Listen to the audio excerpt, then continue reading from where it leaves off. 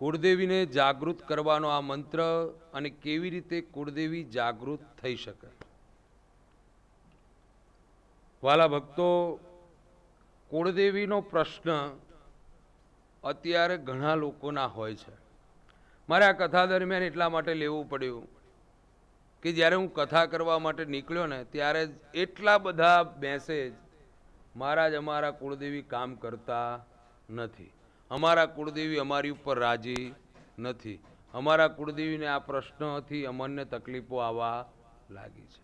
હવે તમે તમારા મનથી કેવી રીતે વિચારી શકો કે તમારા કુળદેવી કામ નથી કરતા? હે, તમે એટલા મોટા અંતર્યામી છો? જો કુળદેવી તમારું કામ ન કરતા હોય ને વાલા, તો અંધકાર છવાઈ જાય તમારા જીવનમાં, એટલું યાદ રાખજો. જો તમારા કુળદેવીનો રાજીપો ન હોય તો તમારા વંશમાં તકલીફો આવવા લાગે, એટલું યાદ રાખજો. પણ માં જગદંબા કામ કરે જ છે, પણ આપણે એના નિયમ પ્રમાણે નથી રહેતા, એટલે દુઃખ આવે છે. જો એમના નિયમ પ્રમાણે કાર્ય કરતા રહીએ, દુઃખ આવતું અટકી જાય છે. તકલીફ ના આવે, ચોક્કસ ના આવે. તો આપ કયો મંત્રનો જાપ કરશો? મેં ઘણા મંત્ર આપેલા છે આપને. ઘણા લોકોએ મંત્રના જાપ કર્યા, અક્ષય ફળ મળ્યા છે. કીધા એ પ્રમાણે કર્યું, ચોક્કસ ફળ મળ્યું છે. અને આ પ્રમાણે ફળ અહીંયા નહીં, દેશે વિદેશે મળે છે. કારણ કે માં જગદંબાને કોઈ જરૂર ન પડે, વિઝા કે પાસપોર્ટની જરૂર પડે? મનના વાયુ રૂપે અંતરિક્ષમાં પહોંચી જનારી દેવી છે. તો એમને માં જગદંબાની પૂજા અને મંત્ર કયો છે? આપ માં ખોડલને માનો છો, તો ખોડલ માનો મંત્ર કયો છે?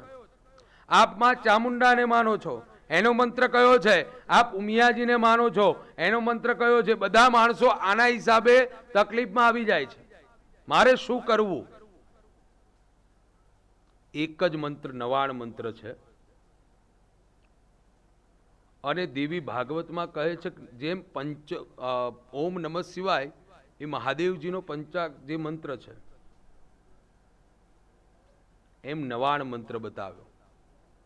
ઓમ ઐમ હ્રીમ ક્લીમ ચામુંડાય વિચ્ચે નમઃ. હવે આપણે જે શાસ્ત્રમાં બતાવ્યું ઓમ ઐમ હ્રીમ ક્લીમ ચામુંડાય વિચ્ચે નમઃ, આ મંત્રનો જાપ બતાવ્યો છે. પણ જાપમાં બતાવ્યું છે ખાસ મંત્ર તો હું આપને આપી દઈશ, મંત્ર તમે શરૂ કરી દેશો. પણ ઘણા લોકો છે ને, સરસ મજાનું તમાકુન ફાકી ખાઈને પછી મંત્રના જાપ કરો તો ફળ મળે નહીં. શુદ્ધતા બતાવી છે, મંત્રનો જાપની શુદ્ધતા ત્યાં બતાવી છે. તો નમ જે શબ્દ છે, ઓમ ઐમ હ્રીમ ક્લીમ ચામુંડા વિચ્ચે નમઃ, એ મંત્રનો જાપ તમે કરો છો. અને કદાચ આપણે વિશેષ જાપ કરવો છે, આપણે માં ખોડિયારના જાપ કરીએ, માં ઉમિયાના, જે પણ કુળદેવી છે એ કુળદેવીનું રીમ શબ્દ સાથે લઈ અને એક કુળદેવીનું નામ લઈ નમ નથી બોલવાનું. આ 5 માળા કરવાની છે. એક માળા નવાણ મંત્રની કરવાની છે. યાદ રાખજો, નોંધ કરી લેજો. અને વિશેષ માહિતી જોઈતી હોય તો નીચે નંબર આવે છે, એમાં તમે ફોન કરી મેસેજ કરીને જાણી શકો છો. પણ વિશેષતા સાથે સાથે તમે છેક સુધી આ કથાને સાંભળશો તો તમને એ વિશેષ તમારે માહિતી જાણવાની કે ફોન કરવામાં કદાચ તકલીફ થઈ જાય, હું તમને જવાબ ના આપું તો તમે ફળની પ્રાપ્તિ કરી શકશો. આપણે અધૂરું જ્ઞાન હશે તો તકલીફ થશે. નવાણ મંત્રની એક માળા. નવાણ મંત્ર કયો છે? ઓમ ઐમ હ્રીમ ક્લીમ ચામુંડાય વિચ્ચે નમઃ. આ નવાણ મંત્રનો જાપ કરવાનો છે. હવે આપણે ઉમિયાજીને માનીએ છીએ, ઓમ હ્રીમ ઉમિયા દિવ્યે નમઃ. હવે આપણે જે બોલ્યા હ્રીમ ઉમિયા દિવ્યે નમઃ, હવે આ 5 માળા કરવાની છે. કેટલી માળા? તમારા કુળદેવીની તમારે 5 માળા કરવાની છે. 5 માળા તમારે કરી રહ્યા છો આપ. હવે એ 5 માળા પાછળ જે નમ શબ્દ છે ને, એ છેલ્લી માળામાં વાપરવાનો છે. 4 માળામાં નથી વાપરવાનો. રીમ ખોડલ દિવ્ય રીમ ખોડલ દિવ્ય, રીમ ખોડલ દિવ્ય, રીમ મેલડી દિવ્ય, રીમ મેલડી દિવ્ય, રીમ મેલડી દિવ્ય, રીમ શિકોતર દિવ્ય, રીમ શિકોતર દિવ્ય. આ રીતે જપ કરો. પછી છેલ્લી માળા છે રીમ ખોડલ દિવ્ય નમઃ, રીમ મેલડી દિવ્ય નમઃ, રીમ શિકોતર દિવ્ય નમઃ, રીમ ઉમિયા દિવ્ય નમઃ, રીમ, એમ જે પણ કુળદેવીને માનતા હોય આ રીતે 4 માળા, એક છેલ્લી માળા નમ શબ્દથી કરતા રહો. હવે આપ માળા કરો છો, બધાય માળા કરો છો. કેટલા જણ માળા કરે છે? મહારાજ બહુ માળા કરી નાખી, ફેરવીને થાક્યા.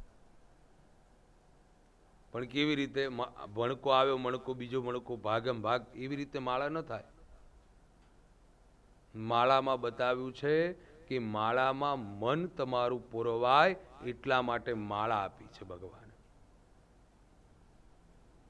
માળામાં 108 અંક એટલા માટે આપ્યો છે કે તમે પહેલામાં પહેલું તો બેસવાની સિસ્ટમ. ઘણા લોકો છે ને માળા કરવા સોફા ઉપર બેઠા હોય. અત્યારે તો કાઉન્ટર થઈ ગયા ગણતરી, બુફેના કાઉન્ટર ને હાથમાં માળાને કાઉન્ટર. ત્યાંથી તમને જીવનમાં ફળ પ્રાપ્ત થાય.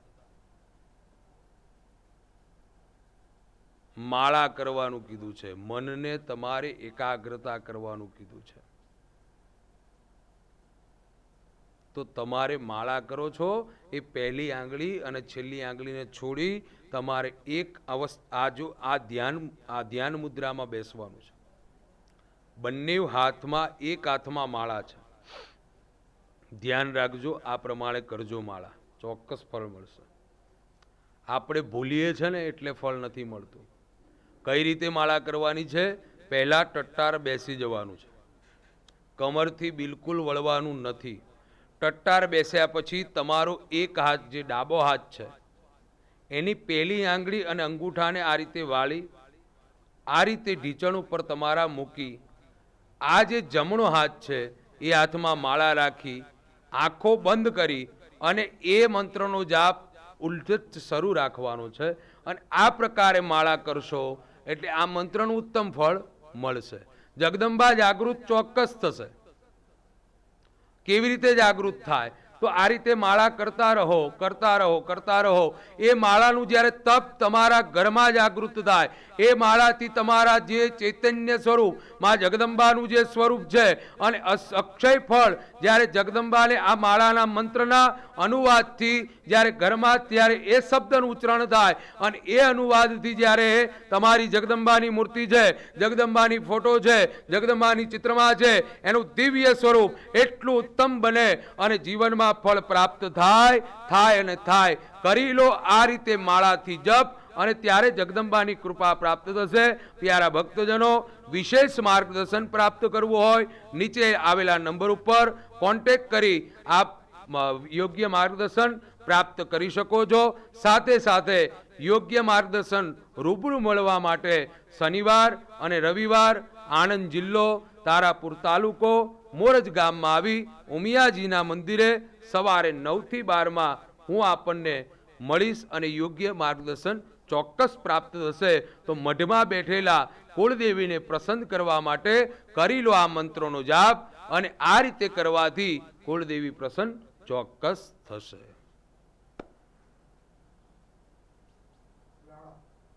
કઈ જઈશું?